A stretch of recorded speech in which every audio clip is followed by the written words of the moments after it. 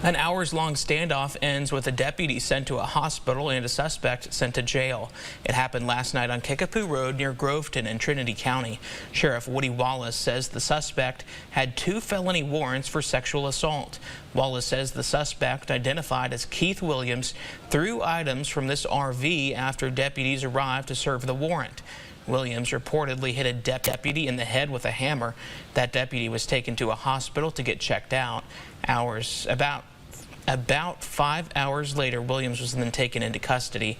He was also taken to a hospital after he was pepper sprayed and tased during that standoff.